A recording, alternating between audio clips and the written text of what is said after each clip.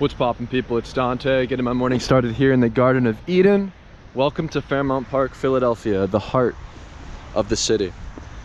You know, I like thinking of the city this way. It's like City Hall, I mean, technically should be considered the heart, considering its municipality. The, you know, mayor sits there, there's courtrooms, there's things that go on there, maybe.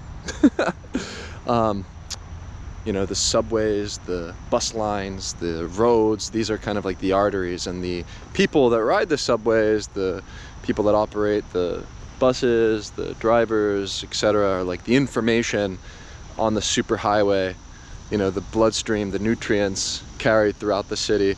You know, it's a living organism, the city. It's a very fascinating way to think about it, I think. And so, yeah, I'm just, what do they call this? Waxing poetic? Maybe it's not wise for me to think this romantically about the city, but I do find that the city is a very beautiful, chaotic, yet orderly place. You know, all of the different systems in place, like the roads and the structure and the schedule of the bus arriving at certain times, and you get off and you see the same person over and over again. It's kind of fun. You know, I like chatting with the people on the bus, engaging with people on the bus. And you know, I think this is the beauty of city life, is the fact that you're surrounded by society, there's other people around you, you can engage with them. And you know, it's a different way of life though, however, when you live in a condo or in an apartment where you have your own little box and there's other people that have their own little box, and you see your neighbors very often, of course. However, you don't really have any in-depth sort of relationship with them, because it's always like on the elevator, and then you just scurry into your place. And you know, you have to go out of your way to engage, I think, in the city, to find social communities. That's why I joined a boxing gym, so that I can at least have the same familiarity with the people that join in on the classes, etc. However, yeah, living in a city, it doesn't necessarily support human thriving in its maximum capacity, as opposed to the things that I saw and witnessed when living in the Peace Corps. I was volunteer for the Peace Corps in Zambia, Africa. And in the rural village that I lived in Panta village, Luapula province, Zambia district, Zambia, Africa. Nashiba ichibemba, nafwai ukutandala, kuzambia, ukubomba inichishiba, nara lupwayandi. I want to go travel to Zambia to work in the fish ponds with my family. You know, that's what I was doing while there. I was working as a fish farmer.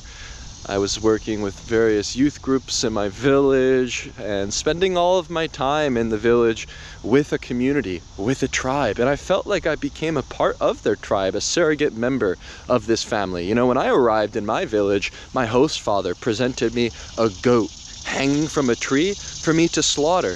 And then we feasted all week on the meat. You know, every single day we ate together on the floor, in the morning, in the afternoon, in the evening. You know, we had this common sort of place to meet and gather each morning at the well. And at the well, we gathered nutrients from the water. We would bring buckets and, you know, come home with the water, and then I would boil it and filter it and prepare it to drink. And everybody has a role to play in these families in the village, you know. Everybody in the tribe, generally, in the Bemba tribe, sort of has their sort of role.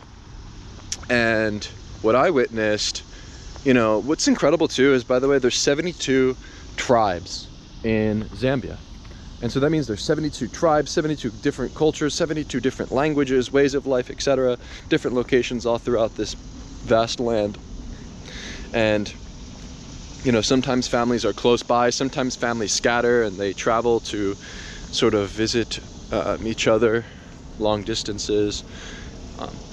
But what I witnessed on the localized level in this particular village was, in my family that I was a member of, a surrogate member of, everybody had a role to play. Mothers were coming home each morning with firewood on their heads, with babies on their backs. You know, the men were building churches and homes. The boys were building bricks with sand and mud. The girls were sweeping the floors, preparing food for the day.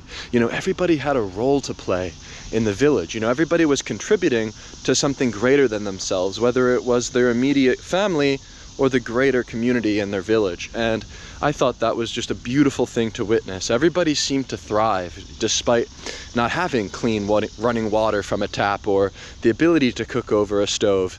You know, there's something special about this commonality amongst the people within a tribe, within a family, that is beyond the material plane, and it derives through spirituality from God.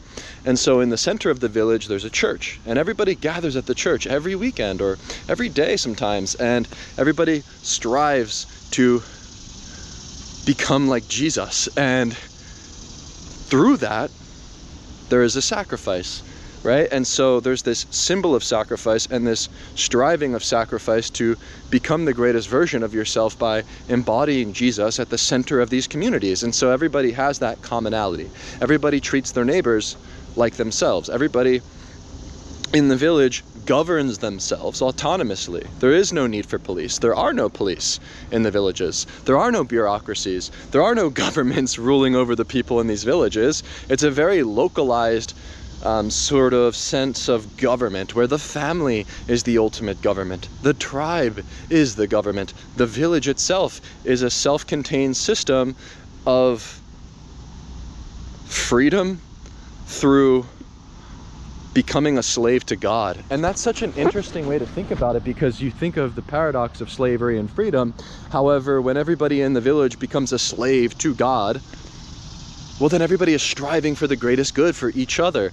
And through that, you see thriving. Through that, I woke up each morning so joyous and happy for the day, because everybody in the village had a smile on their face. Everybody in the village were contributing to something bigger than themselves, which in turn provides meaning in life. And I think this is something lacking within modern life. It's lacking in the cities because we do not now strive for the greatest good, or strive for excellence, or strive to be like, or to treat our neighbors like ourselves in a way, right? Like, you can't even use a public restroom without somebody pissing on the seat without having to wipe it down.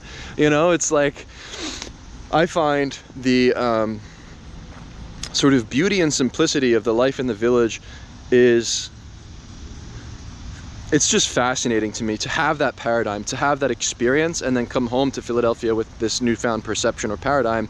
And to me, this is the beauty of travel, and it's really something I encourage for anybody that is out there listening to this, to throw yourself into the abyss, into the unknown, and have a new experience in a new place. And you'll find wisdom in these experiences. You'll find a new sort of perspective on life itself that I think is more enriching than studying and putting your nose in a book, or even having all of the information and knowledge in the world. You know, the experiences that you have are ultimately, I believe, where you derive all of your knowledge and wisdom from. And through those experiences, I cherish them, and I have fond memories. And then I've created artwork through that experience with my photography, and I have all of these beautiful memories. And I have this newfound appreciation for simplicity through, you know, the simple act of, you know, having clean water from a tap, or cooking meat over my stove, and having the ability to store things in a way that I can sustain for an extended period of time. Like, I have a deep freezer with hundreds of pounds of beef, and I source my meat directly from a farmer. And, you know, I have all these modern amenities like the internet and Wi-Fi and Bitcoin. But I think actually these different communities, maybe now that I'm thinking about technology in the city, could use Bitcoin as a way for them to become a capitalist village or a society where maybe people in the village that have access to Bitcoin could then move out of their village and then exit that small part of that world to the capital inside of Lusaka. And then from there they can have a bigger home and have a nicer apartment for them to store their things in, an electric powered fridge, you know, which sounds really like simple, but like a lot of places in these villages don't have simple amenities like electricity or running water. And so if they have access to, which pretty much everybody in these villages actually, now that I'm thinking about it, they all have phones, right? There is an Airtel, it's like Airtel, and on their phones they can access, I don't think it was satellite, it was like they had like a telephone line. So there might be certain communities that don't have it, some that do. I know for a fact that in my community, everyone had the phone. The phone service sucks, but you do have access to it. And so if people can simply punch in a code on their phone, even if it's just a genuine like regular flip phone, and buy Bitcoin and then travel to the capital eventually and then use that to access